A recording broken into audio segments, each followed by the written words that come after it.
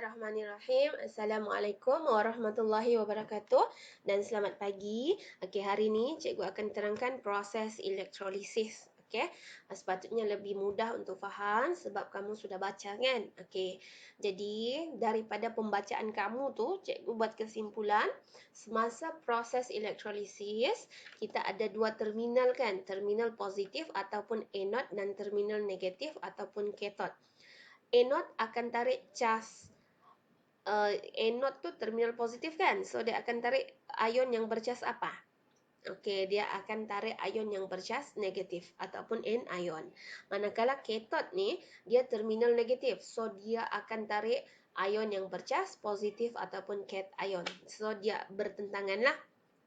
Okey, sebagai contoh, di sini leburan plumbum 2 bromida. Okey, leburan plumbum 2 bromida. Okey, sebelum tu kita tengok dulu leburan. Okey, plumbum 2 bromida ni adalah sebatian ion. Kalau sebatian ion, dia hanya boleh mengkonduksikan elektrik dalam keadaan leburan. Kenapa?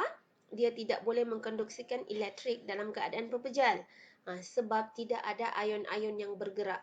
Okey, bila tidak ada ion-ion yang bergerak untuk membawa arus elektrik, so dia tidak boleh mengkonduksikan elektrik. Jadi kalau sebatian ion, dia hanya boleh mengkonduksikan elektrik dalam keadaan leburan.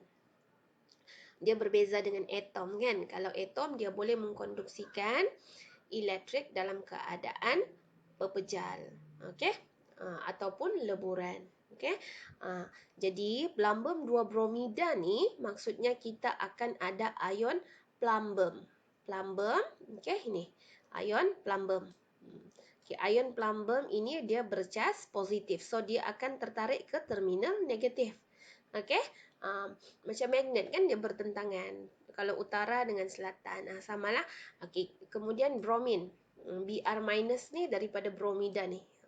Br minus. Okey, Br minus ni dia bercas negatif, so dia akan tertarik ke terminal positif. Okey, itu basic yang kita kena faham ya. Okey, kemudian sekarang kita tengok faktor yang mempengaruhi hasil elektrolisis. Okey. Nanti kita tengok hasil bila kita sebut hasil elektrolisis. Contoh yang paling mudah adalah elektrolisis air. Apa hasilnya? Kita akan dapat hidrogen dan oksigen. Okey, nanti kita akan tengok nanti di bahagian belakang apa kegunaan elektrolisis. Okey. Okey, sebelum tu kita tengok faktor yang mempengaruhi hasil elektrolisis. Yang pertama, kedudukan ion dalam siri elektrokimia. Okey, kemudian yang kedua kepekatan elektrolit. Elektrolit tahu kan? Okey, dan yang ketiga jenis elektrod. Okey, kita tengok dulu yang pertama, kedudukan ion dalam siri elektrokimia. Okey, ini siri elektrokimia, sorry. Okey, ini siri elektrokimia. Ini cation dan ini anion.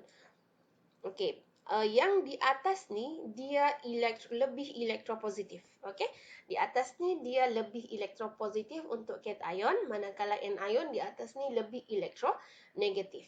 Okey, di dalam siri elektrokimia ni, semakin di atas kedudukan ion ni, semakin logam ni, di atas ni semua logam kan. Bila dia di atas, maksudnya dia paling mudah untuk menderma elektron. Paling mudah untuk menderma elektron. Bila dia menderma elektron, maksudnya dia akan membentuk ion. Dia paling mudah membentuk ion di atas ni ya. Paling elektropositif, paling mudah menderma elektron, paling mudah membentuk ion. Okey? Tapi semakin ke bawah, semakin ke bawah, yang di bawah ni pula dia paling mudah dinyah cas. Paling mudah dinyah cas. Tapi maksudnya kalau dia sudah membentuk ion, yang paling mudah dinyah cas adalah di bahagian bawah ni. Dinyah cas maksudnya kita hilang dia punya cas ni. Macam contohnya ini kan, argentum ni, Ag+. So, dia paling mudah kehilangan cas ni untuk membentuk semula argentum. Jadi kita akan dapat logam balik lah. Contohnya kuprum 2 ni, Cu2+ ni kan. Okey, dia paling mudah kehilangan ion. Jadi paling mudah untuk kita dapat balik logam kuprum tu. Okey, boleh ya? Sama juga kalau anion ni, yang paling bawah ni, semakin ke bawah dia semakin mudah dinyah cas. Maksudnya dia semakin mudah untuk kehilangan cas. Okey?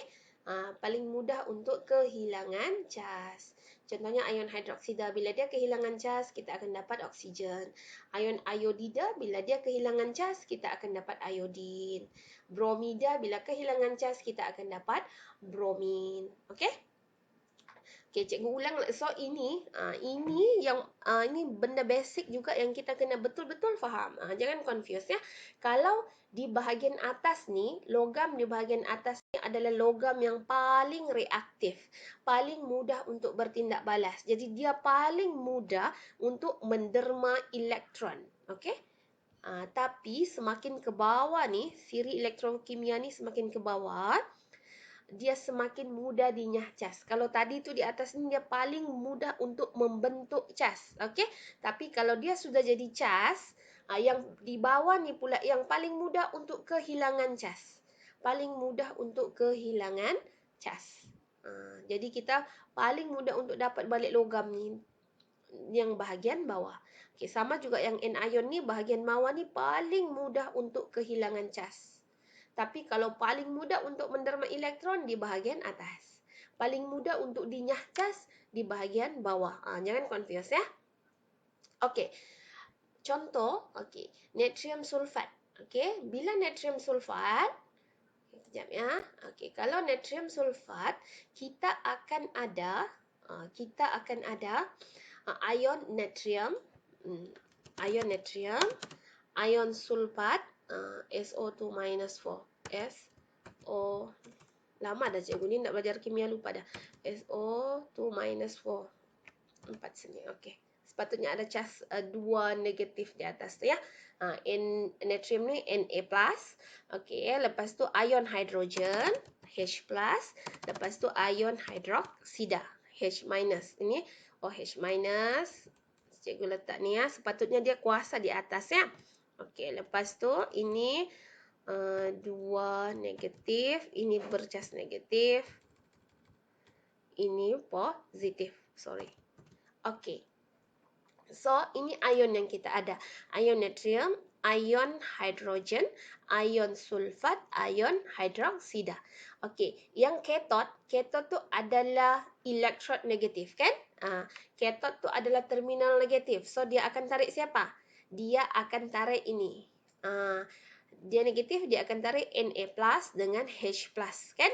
Natrium dengan hidrogen. Ion natrium dengan hidrogen. So, kita tengok balik kita punya ini tadi. Di mana natrium dengan hidrogen? Sorry. Di mana natrium dengan hidrogen? Okey, natrium di sini, hidrogen di bawah. So, siapa yang paling mudah kehilangan cas? Hidrogen kan? Jadi, kita akan pilih hidrogen. Bukan kita lah. Elektrolisis tu akan pilih hidrogen untuk dinyah cas.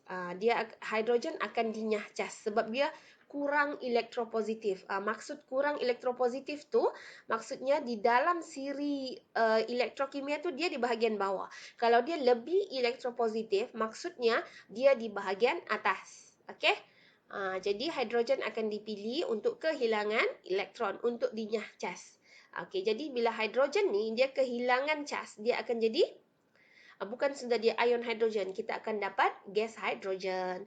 Okey, di anode pula, di anode ni kita bukan kita. Okay, anode akan tarik positif sebab dia terminal negatif ke dia terminal positif, dia akan tarik negatif. So OH- dengan sulfat. Okey, tengok di dalam tu siapa yang di bawah, OH- ke sulfat? OH- kan paling bawah. So maksudnya OH- akan dipilih untuk dinyah cas sebab dia kurang elektronegatif berbanding ion sulfat. So gas oksigen akan terhasil di anode. Boleh ya?